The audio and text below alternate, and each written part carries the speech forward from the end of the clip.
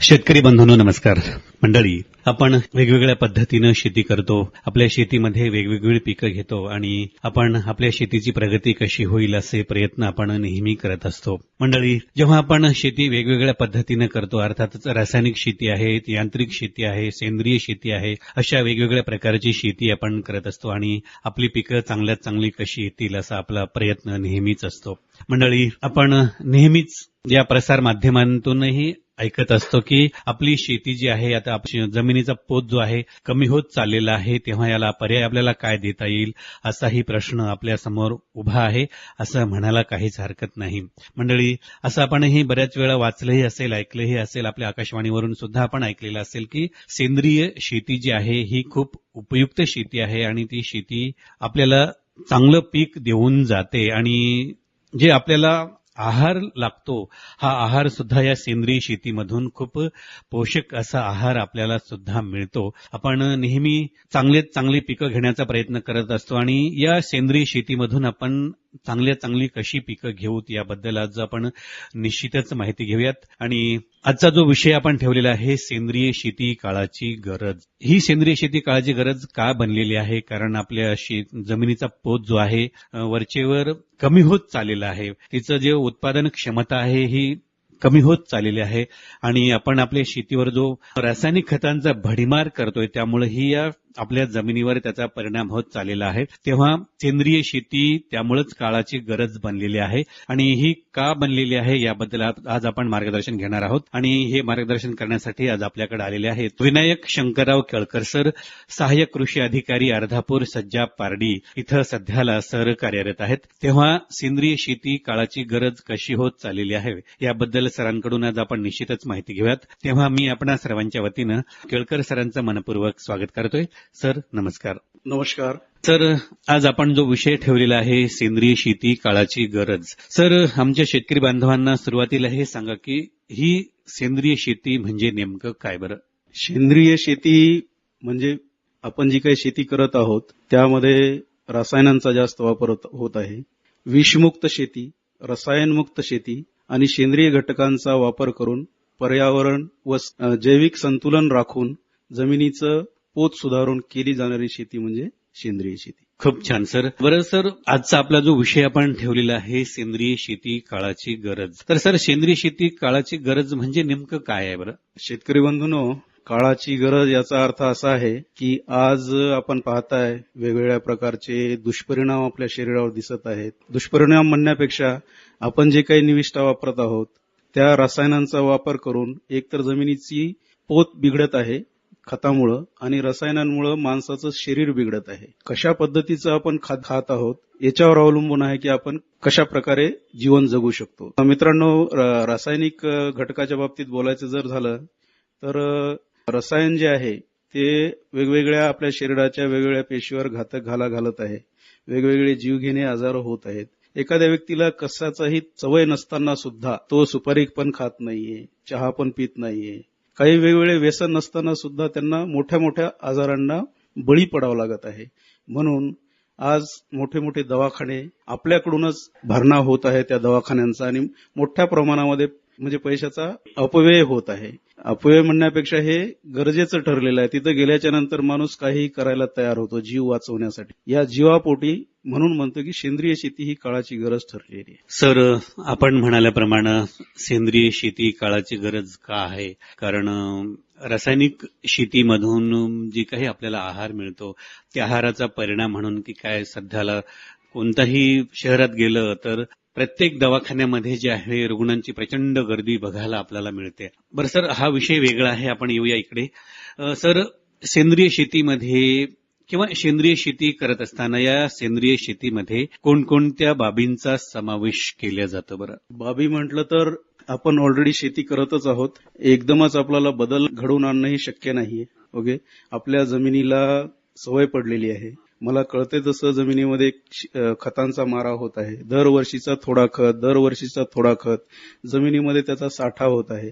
पर्यायानं जमिनीचं संतुलन जे आहे, जमिनीचा पोत जो आहे तो बिघडत चाललेला आहे. रसायनांचा तुम्ही जर मातीच्या कणांना जर हातात घेतलात तुम्ही मातीच्या कणांना तर ते कडकपणा आलेला आहे. एक उदाहरण द्यायचं जर झालं तर तुम्ही बांधावरला गवत आहे, बांधावरला जिथं की तुमची कोणतीही मशागत होत नाहीये, त्या ठिकाणचं तुम्ही गवत उपडून पहा, तो मुळासकट उपडायला लागेल, मुळासकट उपडतंय. परंतु जिथे तुम्ही मशागत करताय, तिथं रोटावेटर लावताय, सगळ्या मशीन वापरून जमीन कसण्याचा प्रयत्न करताय, त्या ठिकाणी तुम्ही तण उपडण्याचा प्रयत्न करा, मुळात तुटतात.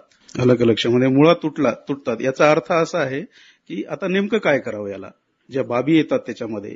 आता भूसुधारक खते जे आहेत, जसं की तुमच्याकडे हिरवळीचे खतं आहेत, जसं ढॅंचे आहे, बरू आहे, ओके, अशा अनेक हिरवळीचे खतं पण तुम्ही त्याच्यामध्ये गाडू शकता. ही एक बाब झाली. नैसर्गिक पद्धतीनं आपण जमिनीचा पोत सुधारू शकतो. दुसरी गोष्ट आहे तुमचं कंपोस्ट खत आहे. कंपोस्ट खत याच्यासाठी वापरायचं, जमिनीचा जो पोत सुधारण्याच्या पाठीमागं त्यातल्या त्यात जमिनीतील ओलावा टिकून ठेवण्यामध्ये मदत होईल.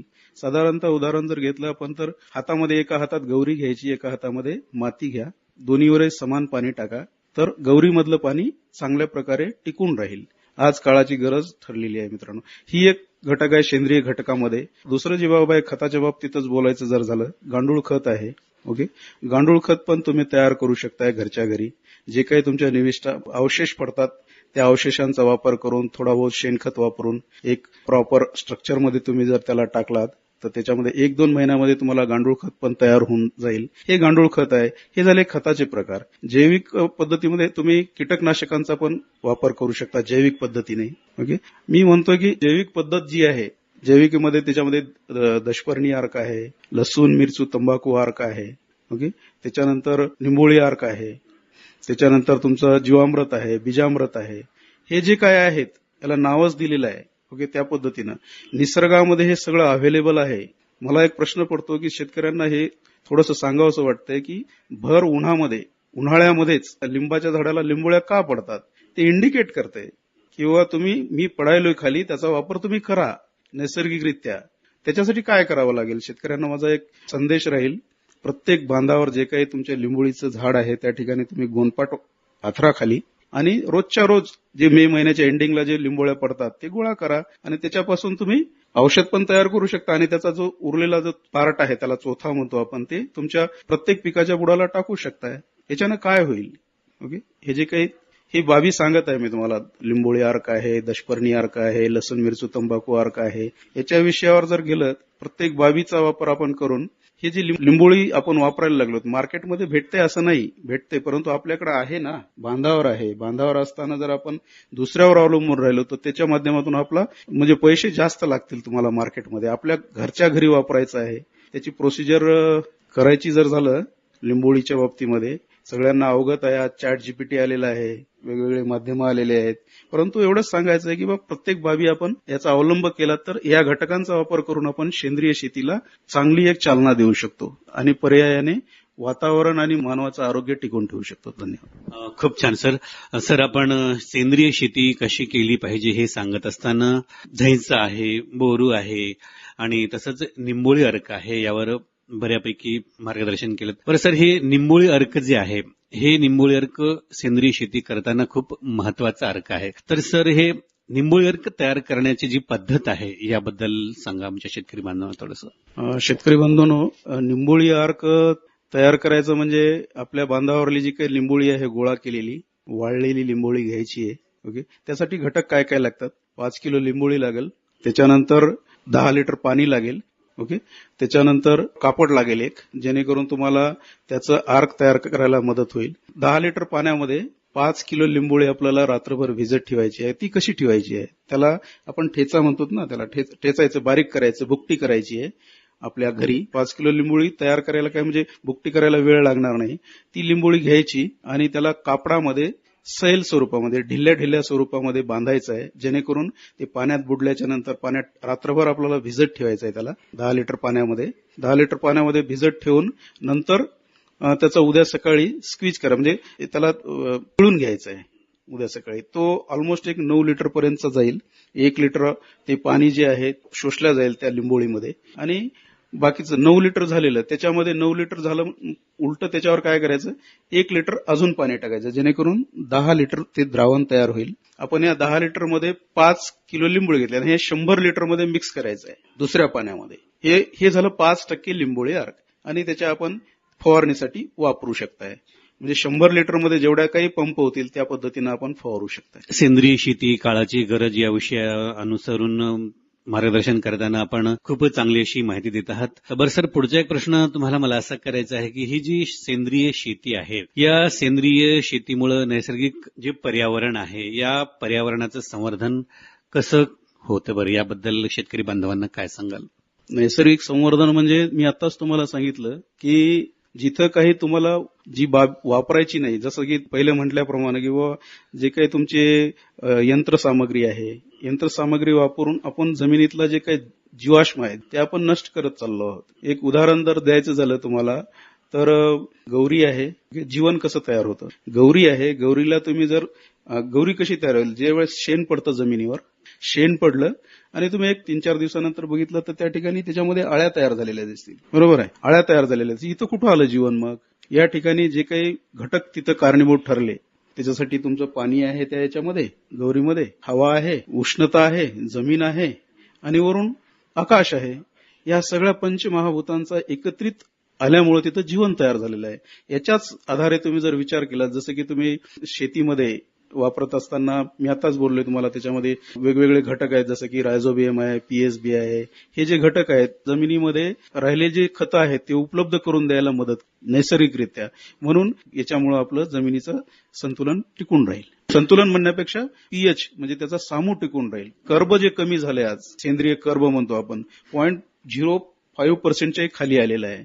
माती तपासणी केल्याच्या नंतर आपल्याला कळेल ते. माती तपासणी करणे ही वेगळा विषय झाला, परंतु आपण जर पाहिलं त्याच्यामध्ये तर सेंद्रिय कर्ब वाढणं म्हणजे आपण पर्यावरणाशी संतुलित आहोत असं ठरेल. जेवढा तुमचा मोठ्या प्रमाणामध्ये सेंद्रिय कर्ब वाढेल जमिनीत, कर्ब वाढण्यासाठी मी आता जे घटक सांगितले तुम्हाला, गांडूळ खत आहे, शेणखत आहे, कंपोस्ट खत आहे, त्याच्यानंतर हिरवळीचे खत आहेत, हे घटक सेंद्रिय घटक ज्यावेळेस जमिनीत जातील, इव्हन तुमचा ऊसाची पाचट आहे, ओके, आम्ही शेतकऱ्यांना सांगत असतो बांधावर जाऊन, किंवा तुमची जी काही पाचट जाळू नका, जाळल्यामुळे तुमचे जे काही जीवन आहे जमिनीतलं ते नष्ट होत चाललेलं आहे. त्याच्यासाठी सल्ला राहील शेतकऱ्यांना, किंवा जे काही तुमची पाचट आहे एका सरीतली काढा, दुसऱ्या सरीत दाबा, तिसऱ्या सरीतली काढा, चौथ्या सरीत दाबा, आणि तुम्ही त्याला पाणी जर दिलं तर तुमच्या टनानिशी तुमच्या शेतामध्ये मोठ्या प्रमाणामध्ये सेंद्रिय खत तयार होईल. याच्यामुळे आपण संतुलन राखू शकतो. बरं सर, जाता जाता एक मला प्रश्न तुम्हाला असा करायचा आहे. आपण सेंद्रिय शेतीबद्दल खूप चांगलं असं मार्गदर्शन केलं. सर, या सेंद्रिय शेतीबद्दल जाता जाता आमच्या शेतकरी बांधवांना काय सल्ला द्याल बरं? सल्ला द्यायचा म्हटलं तर एकच सांगेल, शेतकरी बंधूंनो, आपल्याकडे खूप साऱ्या जमिनी असतील, ओके, कोणाकडे 5 एकर असेल, कोणाकडे 10 एकर असेल, कोणाकडे 20 एकर असेल, ओके, त्यापैकीच कमीत कमी 1-2 गुंठे, 3 गुंठे, 4 गुंठे जमीन जर तुम्ही स्वतःच्या फॅमिलीसाठी जर ठेवलात, ज्याच्यावर आपल्याला सेंद्रिय पद्धतीनं तुम्ही तिथं भाजीपाला उगवू शकताय, याच्या माध्यमातूनच आपल्या शरीरामध्ये मोठ्या प्रमाणामध्ये रसायनांचा शिरकाव होत चाललेला आहे. हे जर तुम्ही स्वतःसाठी केलात, पर्यायाने तुम्ही इतरांसाठी पण त्याच्यासाठी हातभार लावणारच आहात. एवढंच सांगू इच्छितोय, जर तुमच्या जमिनीपैकी आणि तुमचं पाहून इतर पण करायला लागतील, हे या दिवसाचा सल्ला राहील. तुमचं जे काही जमिनीचा भाग आहे, एक तुम्हा फॅमिलीला समोर ठेवा, आपल्या कुटुंबाला समोर ठेवा. दवाखान्याचा विचार करा, दवाखान्यामध्ये आपला प्लेट कशी राहिली पाहिजे, तुम्ही कशा पद्धतीचं खाताय याच्यावरच अवलंबून आहे की कोणकोणत्या दवाखान्यात जायचं का नाही ते. ओके, तुमची प्लेट जर रंगीत असेल, विषमुक्त असेल, रसायनमुक्त असेल, तर आणि तरच आपण येणाऱ्या भविष्यामध्ये टिकाव धरू शकाल. धन्यवाद. खूप छान सर, आपण आलात आणि आमच्या शेतकरी बांधवांना सेंद्रिय शेतीबद्दल खूप चांगलं असं मार्गदर्शन केलं. त्याबद्दल सर्व शेतकरी बांधवांच्या वतीने आपले धन्यवाद. नमस्कार.